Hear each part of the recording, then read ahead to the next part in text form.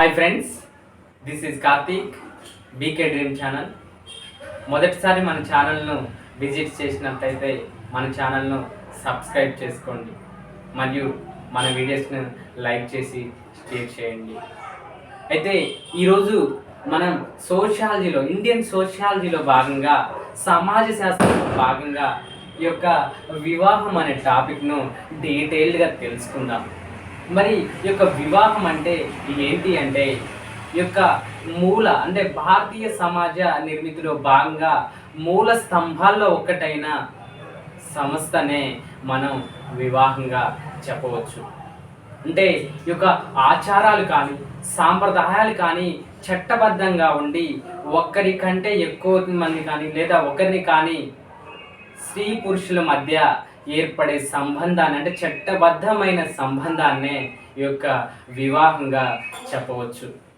మరి అయితే ఈ యొక్క వివాహాలు అనేది వివిధ మతాలలో వివిధ రకాలుగా ఉండడం జరుగుతుంది. అంటే ముస్లిమ్స్లో ఒక విధంగా, హిందూ సమాజంలో ఒక విధంగా, క్రిస్టియన్స్లో మరొక విధంగా ఈ యొక్క వివాహం అనేది జరుగుతుంది. అదే భారతీయ హిందూ సమాజంలో చూసినట్లయితే మనకి ప్రధానంగా 8 టైప్స్ ఉంటుంది. ఈ యొక్క 8 రకాలుగా ఈ యొక్క వివాహం అని, అంటే 8 పద్ధతులలో ఈ యొక్క వివాహం అనేది ఉంటుంది. అంటే 8 రూపాలలో ఈ యొక్క వివాహం అనేది ఈ హిందూ సమాజంలో ఉంటుంది. మరి మొట్టమొదటిగా చూసినట్లయితే బ్రహ్మ వివాహం. మరి ఈ యొక్క బ్రహ్మ వివాహం అంటే ఏంటి అంటే, ఇప్పుడు మనం ఇది ఈ రోజుల్లో చూసే సాధారణ వివాహాన్ని ఈ యొక్క బ్రహ్మ వివాహంగా చెప్పవచ్చు. అంటే ఇప్పుడు జరిగే అరేంజ్డ్ మ్యారేజ్ని మనం ఈ యొక్క బ్రహ్మ వివాహంగా చెప్పవచ్చు. అంటే వధువు యొక్క తండ్రి ఆ వధువుకు కావాల్సిన, అంటే ఆ వధువుకు తగ్గ వరుణ్ణి ఎంచుకోవడానికి ఈ యొక్క అరేంజ్డ్ మ్యారేజ్ అనేది ఉపయోగపడుతుంది. అంటే అతని యొక్క శక్తి సామర్థ్యాలు, అతను ఏ విధంగా తన కూతుర్ని పోషించగలడు అనేది చూసుకొని అతనికి ఇవ్వడం జరుగుతుంది. ఇది మనకి బ్రహ్మ వివాహంగా చెప్పవచ్చు. అంటే ఈ యొక్క వివాహాన్ని జరిపించేటప్పుడు ఇక బ్రాహ్మణుడు వస్తాడు. ఆ బ్రాహ్మణుడికి ఆ వివాహం జరిపించినందుకు కొద్ది దక్షిణగా కూడా ఇవ్వడం జరుగుతుంది. అంటే ఆ దక్షిణ ఇచ్చి ఈ వివాహాన్ని జరిపిస్తారు. ఇది మనకి ఈ యొక్క బ్రహ్మ వివాహంగా చెప్పవచ్చు. మరి నెక్స్ట్ చూసినట్లయితే దైవ వివాహం. మరి ఈ యొక్క దైవ వివాహం అంటే ఏంటి? మరి ఈ యొక్క దైవ వివాహం అంటే ఈ యొక్క బ్రాహ్మణుడు, అంటే ఈ యొక్క మ్యారేజ్ జరిపించే బ్రాహ్మణుడికి, అంటే ఒక స్త్రీ పురుషుడి మధ్య వివాహం జరిగేటప్పుడు బ్రాహ్మణుడు అనేది వివాహం జరిపిస్తాడు. అతనికి దక్షిణగా కొంత అమౌంట్ అనేది ఇస్తారు. ఆ దక్షిణ అంటే ఈ యొక్క బ్రహ్మ వివాహంలో దక్షిణ ఇస్తారు కదా, ఈ యొక్క దైవ వివాహంలో ఏంటంటే దక్షిణ అనేది ఇవ్వకుండా వధువు యొక్క తండ్రి ఏం చేస్తాడంటే, ఆ వధువు సోదరులు ఉంటారు కదా, ఇప్పుడు పూర్వ ప్రాచీన కాలంలో ఏంటంటే సంతానం అనేది ఎక్కువగా ఉండేది. అంటే ఆ సంతానం ఎక్కువగా ఉండడం వల్ల, అంటే ఆ యొక్క పెద్ద సోదరికి ఆ యొక్క పెళ్లి జరుగుతున్నప్పుడు తన సోదరి మనులను ఒకరిని చూసి తన యొక్క తండ్రి ఆ యొక్క బ్రాహ్మణుడికి ఈ యొక్క స్త్రీని ఇవ్వడం జరిగేది. అంటే ఆ బ్రాహ్మణుడికి ఇచ్చి వివాహం జరిపించేవారు. అలా ఇవ్వడాన్నే ఈ యొక్క దైవ వివాహంగా మనం చెప్పుకోవచ్చు. మరి నెక్స్ట్ చూసినట్లయితే హర్ష వివాహం.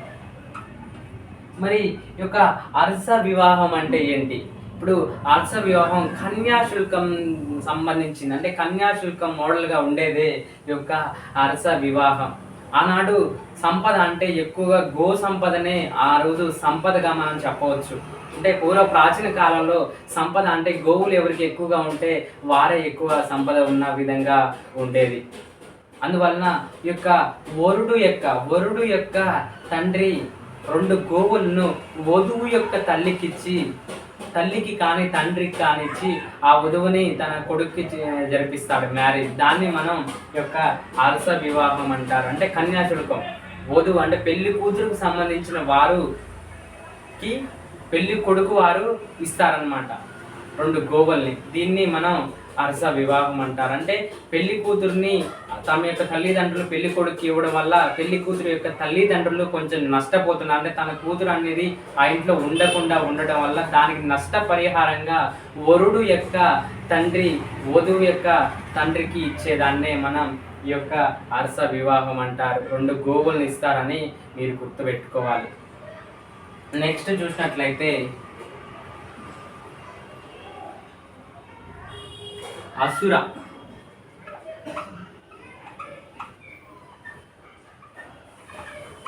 మరి ఈ యొక్క అసుర వివాహం అన్న హర్ష వివాహం మోడల్గానే ఉంటుంది.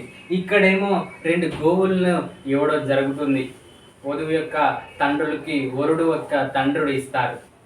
అదే అసుర వివాహంలో అయితే కొంత డబ్బుని ఇవ్వడం జరుగుతుంది. ఆర్థిక పరమైన ఒప్పందం ఏంటి అంటే ఈ యొక్క అసుర వివాహం అని మీరు చెప్పాలి. అంటే వధువు యొక్క తండ్రికి వరుడు యొక్క తండ్రి కొంత అమౌంట్ అనేది ఇవ్వడం జరుగుతుంది. కొంత ద్రవ్యపరంగా అమౌంట్ ఇచ్చేదాన్నే మనం ఈ యొక్క అసుర వివాహంగా చెప్పవచ్చు. నెక్స్ట్ చూసినట్లయితే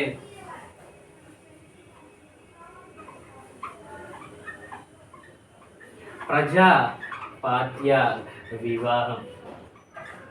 మరి ఈ యొక్క ప్రజాపాత్య వివాహం అంటే ఏంటి అంటే ఈ యొక్క కట్న కానుకలు కానీ ఈ యొక్క కన్యా శుల్కాలు కానీ ఏమీ లేకుండా వివాహం జరగడాన్నే ఈ యొక్క ప్రజాపాత్య వివాహం అంటారు. అంటే ఇందులో కట్న కానుకలు ఏమీ ఆ ముచ్చట్లే ఉండదు, ఏమీ ఉండదు. వరుడు వధువుకి ఇష్టమైతే ఆ యొక్క తల్లిదండ్రులు ఈ యొక్క వివాహాన్ని జరిపించడం జరుగుతుంది. ఈనాడు చూసినట్లయితే ఈ యొక్క రిజిస్టర్ మ్యారేజ్ని మనం ఈ యొక్క ప్రజాపాత్య వివాహంగా చెప్పవచ్చు. మరి నెక్స్ట్ చూసినట్లయితే మనం గాంధర్వ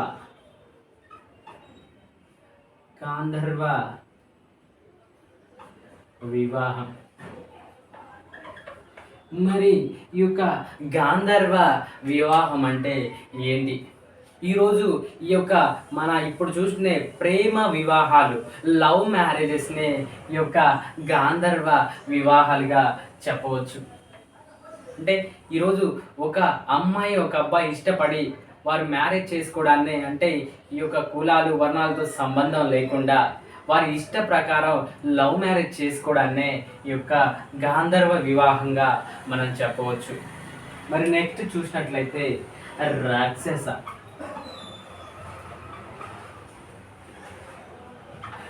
రాక్షస వివాహం.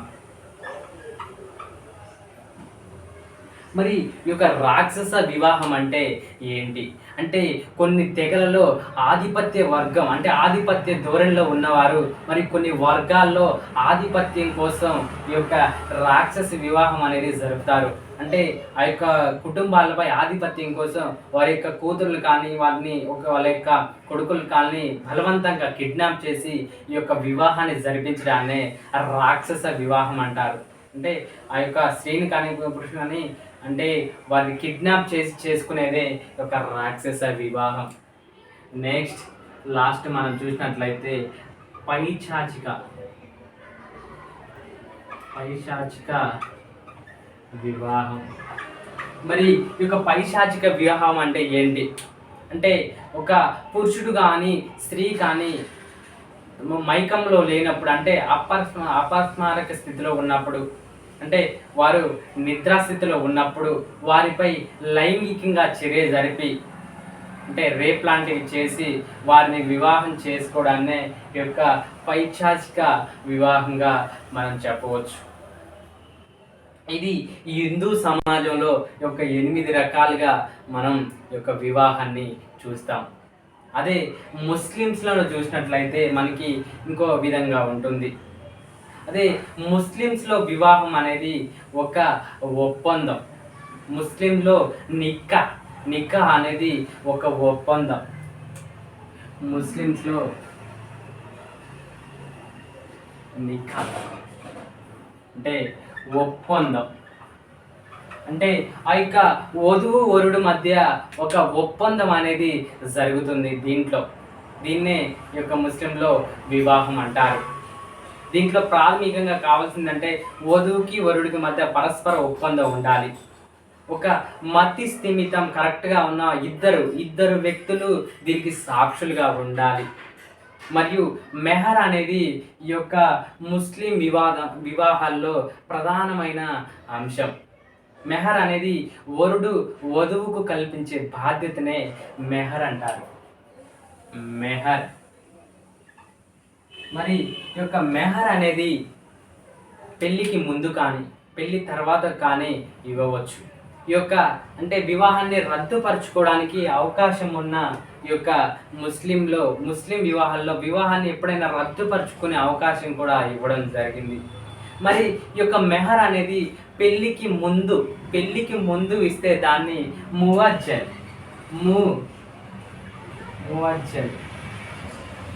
అదే పెళ్ళికి తరువాత ఇస్తే దాన్ని ముకాకర్.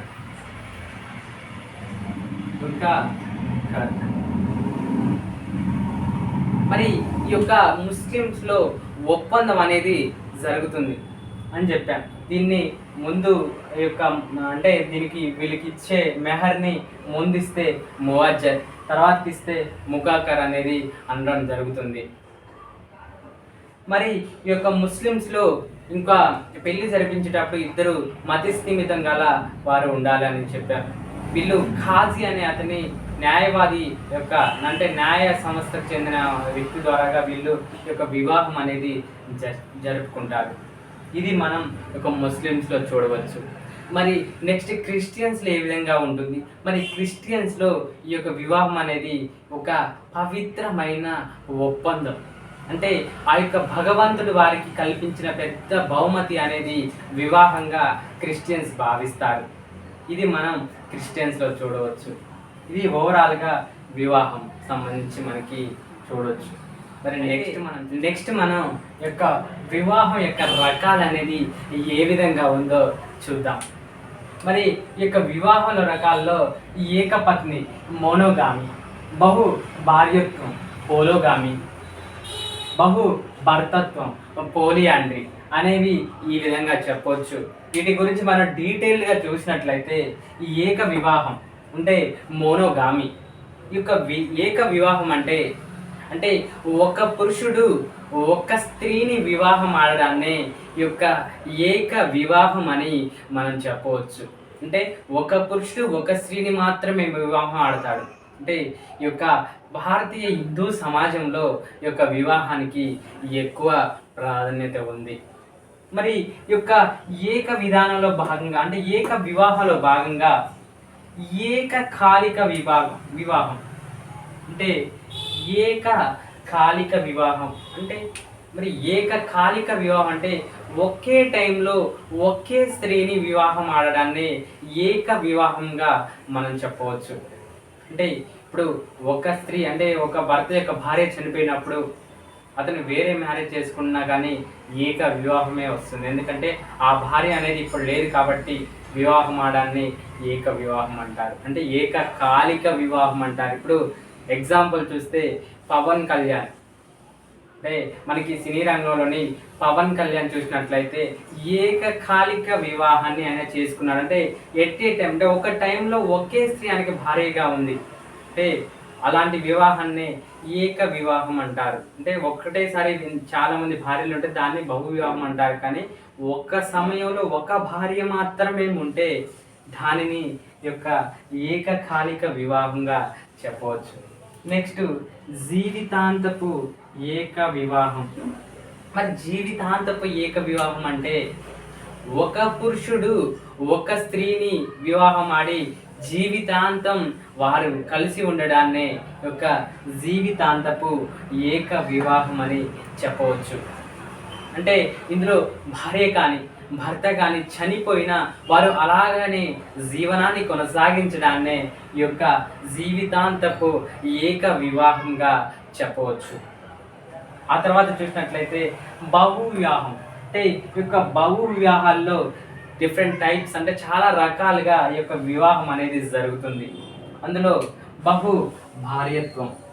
ఈ యొక్క బహు భార్యత్వాన్నే మనం పోలోగామి అంటారు. పోలోగామి.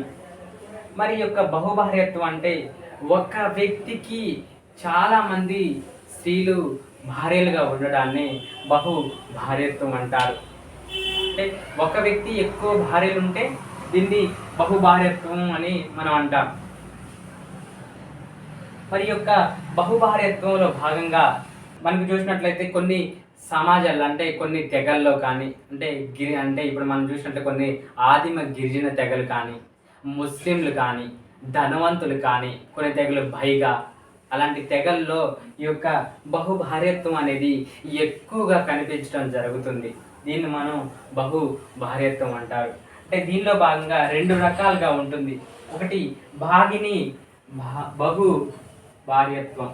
అంటే భాగిని బహుభార్యత్వం అంటే సోరూరల్ పోలోగామి. మరి ఇక సోరూరల్ పోలోగామి అంటే దీనిలో భాగంగా ఒక పురుషుడు ఒక స్త్రీని వివాహం ఆడాడనుకో, ఆ స్త్రీ యొక్క సోదరీమణులు ఉంటారు కదా, తన యొక్క అంటే స్త్రీ యొక్క చెల్లెలు అక్కలు కానీ కొంతమంది ఉంటారు కదా, వారిని ఇతను మళ్ళీ వివాహం ఆడడాన్ని ఈ యొక్క భాగిని బహుభార్యత్వం అంటారు. అంటే ఒక స్త్రీ యొక్క చెల్లెల్ని వివాహం ఆడడాన్ని ఈ యొక్క బహుభార్యత్వంలో భాగిని బహుభార్యత్వం అని చెప్పవచ్చు. అదే అభాగిని బహుభార్యత్వం నాన్ సోరూరల్ పోలోగామి. మరి నాన్ సోరూరల్ పోలోగామి అంటే ఒక స్త్రీ యొక్క అంటే ఒక వ్యక్తి ఒక స్త్రీని వివాహం ఆడాడు అనుకోండి, అతని సోదరీమణులు అంటే అతని యొక్క అక్క చెల్లెల్ని కాకుండా బయటి వర్గం నుంచి అతను వివాహం అంటే ఎక్కువ మ్యారేజ్లు చేసుకుంటాడు, కానీ తనకు సంబంధించిన వారిని కాకుండా వేరే వారిని వివాహం ఆడడాన్నే ఈ యొక్క అభాగిని బాహు వివాహం అంటారు. ఇది మనం ఒక బహుభార్యత్వంలో చూసుకోవచ్చు. నెక్స్ట్ బహుభర్తృత్వం. ఈ యొక్క బహుభర్తృత్వం పోలియాండ్రీ అంటారు. అంటే ఒక స్త్రీకి ఎక్కువ మంది భర్తలు ఉండడాన్ని ఈ యొక్క బహుభర్తృత్వం అంటారు. అంటే ఒకరికంటే ఎక్కువ ఉండడాన్ని ఒక బహుభర్తృత్వంగా చెప్పవచ్చు. మనం ప్రాచీన కాలం పురాణాల్లో చూసినట్లయితే పాండవులకు సంబంధించిన 5 ద్రౌపది ఒక ఆమెని వివాహం చేసుకోవడం అనేది కూడా ఈ యొక్క బహుభర్తృత్వంలో భాగంగా చెప్పవచ్చు. అంటే ఒక ద్రౌపది 5 వివాహం ఆడింది. ఇది మనం ఒక బహుభర్తృత్వంలో భాగంగా చెప్పవచ్చు. అదేవిధంగా ప్రజెంట్గా చూసుకుంటుంటే నీలగిరిలోని తోడాలు కూడా ఈ యొక్క బహుభర్తృత్వం. అంటే మరి కేరళలోని నాయర్లు తెగ ఎక్కువగా బహుభర్తృత్వం అనేది వారి ఎక్కువగా ఉంటుంది. ఎందుకంటే వారిది మాతృస్వామిక వ్యవస్థ. కేరళలోని నాయర్లు అనేది మాతృస్వామిక వ్యవస్థ కాబట్టి వారిలో ఈ విధంగా ఎక్కువగా బహుభర్తృత్వం అనేది కనిపించడం జరుగుతుంది. అందులో సోదర బహుభర్తత్వం మరియు అసోదర బహుభర్తత్వం అనేది ఉంటుంది. మరి సోదర బహుభర్తత్వం అంటే ఇప్పుడు మనం ఈ యొక్క పాండవులు 5 ఒకే వ్యక్తి అంటే అన్నదమ్ములు చేసుకోవడం, ఇది ఈ యొక్క సోదర బహుభర్తత్వంగా చెప్పవచ్చు. అంటే అన్నదమ్ములు కాకుండా మిగిలిన వారు ఎవరైనా చేసుకుంటే దాన్ని అసోదర బహుభర్తత్వంగా చెప్పవచ్చు. ఇది మనకు సోదర బహుభర్తత్వం, అసోదర బహుభర్తత్వం గురించి మనం తెలుసుకుందాం. నెక్స్ట్ బహుభార్యాభర్తత్వం.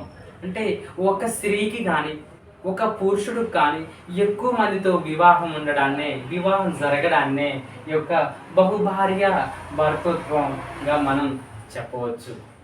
ఇది వివిధ రకాలుగా ఉంది. అదేవిధంగా స్వగోత్రీయ బహుభర్తత్వం, అస్వగోత్రీయ బహుభర్తత్వం. అంటే తమ గోత్రం వారికి సంబంధించిన వారితోనే వివాహం జరగడాన్ని స్వగోత్రీయ వివాహంగా మనం చెప్పవచ్చు. అదే తమ గోత్రం కాకుండా బయటి గోత్రాల వారితో వివాహం జరగడాన్ని మనం అస్వగోత్రీయ వివాహంగా చెప్పవచ్చు. అదే వివాహ లక్షణాలు చూసినట్లయితే మనకి ప్రధానంగా 2 రకాలుగా ఉంటుంది. ఒకటి అనులోమ వివాహం, అంటే హైపర్గామి.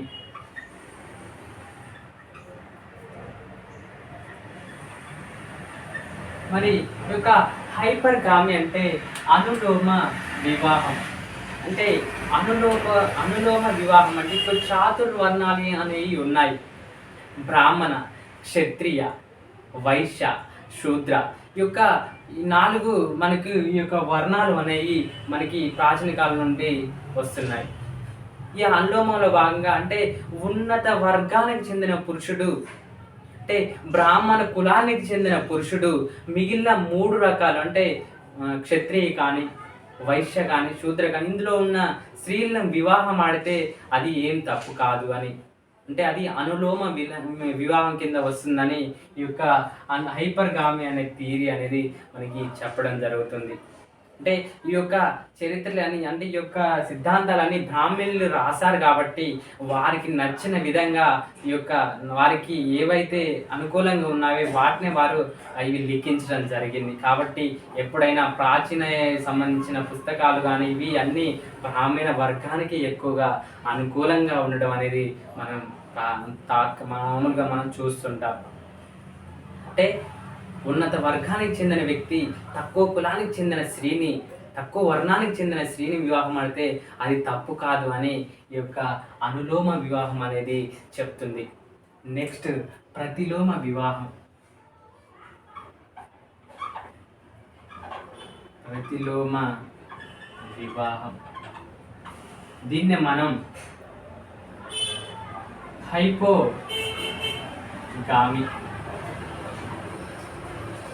ప్రతిలోమ వివాహాన్నే హైపోగామి అంటారు.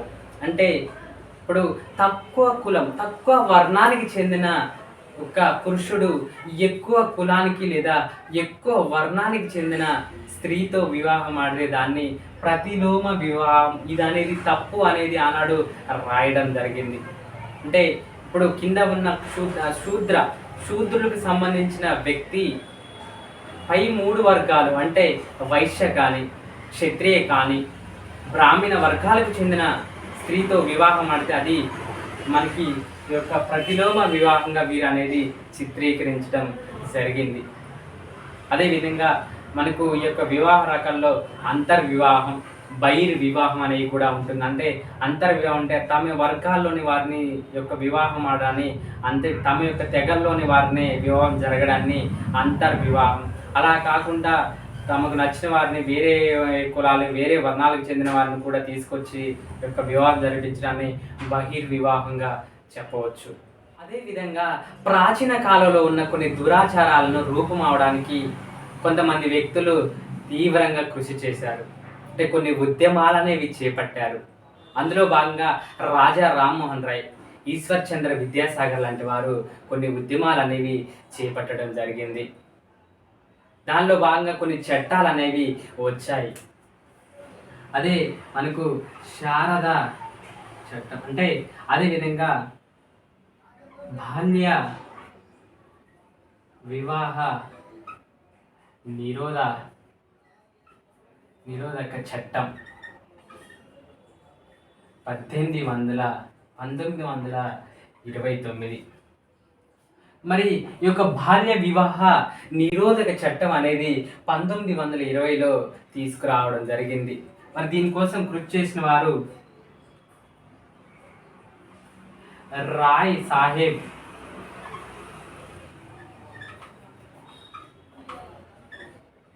హరివిలాస్ శారద. దీనికోసం కృషి చేసిన వారు రాయ్ సాహెబ్, హరివిలాస్ శారద. అందుకే దీన్ని శారదా చట్టం అని కూడా ఈ యొక్క చట్టాన్ని పిలవడం జరుగుతుంది. మరి ఈ యొక్క చట్టం ప్రకారం ఒక స్త్రీకి వివాహం ఆడాలంటే 14 సంవత్సరాలు ఉండాలని 1929లో ఒక చట్టాన్ని తీసుకురావడం జరిగింది. 14 సంవత్సరాలు మినిమం ఉండాలని చెప్పేసి తీసుకొచ్చారు. ఆ తర్వాత 1955లో ఈ యొక్క చట్టాన్ని సవరించి ఒక స్త్రీకి వివాహం ఆడాలంటే 15 సంవత్సరాలు, పురుషుడికైతే 18 సంవత్సరాలు ఉండాలి అని. 15 సంవత్సరాలు స్త్రీకైతే, పురుషుడికైతే 18 సంవత్సరాలు ఉండాలి అని ఈ యొక్క చెప్పడం జరిగింది. మరి ఆ తర్వాత బాల్య వివాహ నిషేధ చట్టం. బాల్య వివాహ నిషేధ చట్టం 2006. ఈ యొక్క 2006లో తీసుకువచ్చిందే బాల్య వివాహ నిషేధ చట్టం. దీని ప్రకారం ఒక స్త్రీకి వివాహం ఆడాలంటే ఖచ్చితంగా 18 సంవత్సరాలు నిండి ఉండాలి. అదే పురుషుడికైతే 21 సంవత్సరాలు ఉండాలి అని ఈ యొక్క చట్టం అనేది తీసుకురావడం జరిగింది. మరి రేపు బిట్ట అడగొచ్చు, 1829 ఈ యొక్క శారదా చట్టం అనేది ఎప్పుడు అమల్లోకి వచ్చిందని ఒక బిట్ట అడిగే అవకాశం ఉంది. అప్పుడు మనం ఇది 1930 ఏప్రిల్ 1న ఈ యొక్క చట్టం అనేది అమలైందని గుర్తుపెట్టుకోవాలి. ఆ తర్వాత ఈ యొక్క హిందూ వివాహ చట్టాల్లో కొన్ని చట్టాలు తీసుకురావడం జరిగింది. 1828 1829లో సతీ సహగమన చట్టం, సతీ సహగమన నిషేధ చట్టం. ఈ యొక్క సతీ సహగమన నిషేధ చట్టం అనేది 1829లో తీసుకురావడం జరిగింది. దీనికోసం రాజా రామ్మోహన్ రాయ్ బాగా కృషి చేసి ఈ యొక్క చట్టాన్ని తీసుకురావడం జరిగింది. మరి సతీ సహగమనం అంటే ఏంటి?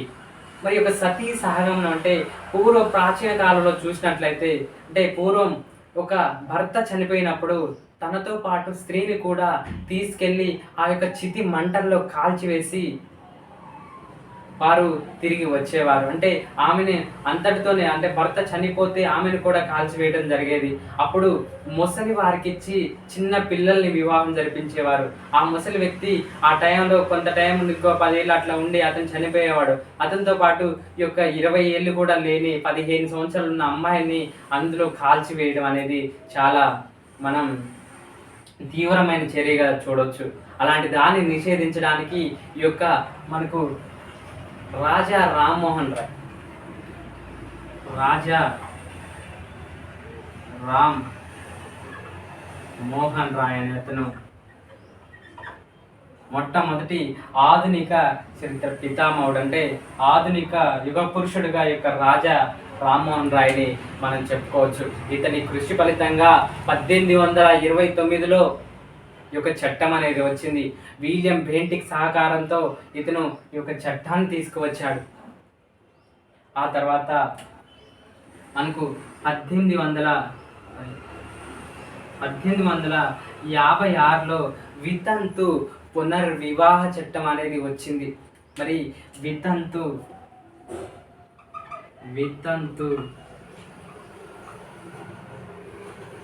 పునర్వివాహ చట్టం,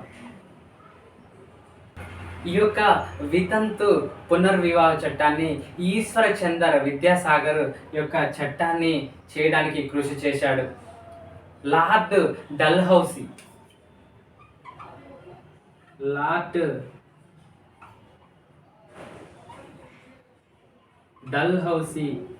కాలంలో ఈ యొక్క చట్టం అనేది వితంతు పునర్వివాహ చట్టం అనేది తీసుకువచ్చారు. దీని ప్రకారం ఒక స్త్రీ యొక్క భర్త చనిపోయినప్పుడు ఆమె మరి ఒక వ్యక్తిని వివాహం ఆడొచ్చనే ఈ యొక్క వితంతు పునర్వివాహం చట్టం అనేది చెప్తుంది. ఆ తర్వాత 1872 ప్రత్యేక వివాహ చట్టం అనేది తీసుకువచ్చి ఆ చట్టం ప్రకారం ఏ వ్యక్తి అయినా ఏ కుటుంబం నుంచి అయినా నచ్చితే వివాహం ఆడొచ్చని ఈ యొక్క చట్టం అనేది వచ్చింది. ఆ తర్వాత 1955లో హిందూ వివాహ చట్టం అనేది తీసుకువచ్చారు. దీని ప్రకారం బహుభర్తత్వం అనేది నేరాలుగా భావించి వాటిని పూర్తిగా నిషేధించడం అనేది జరిగింది. ఈ విధంగా మనం ఈ యొక్క సమాజ శాస్త్రంలోనే వివాహం అనే టాపిక్ని డీటెయిల్గా తెలుసుకుందాం. మన క్లాస్ నచ్చినట్లయితే లైక్ చేసి షేర్ చేయండి. Okay friends.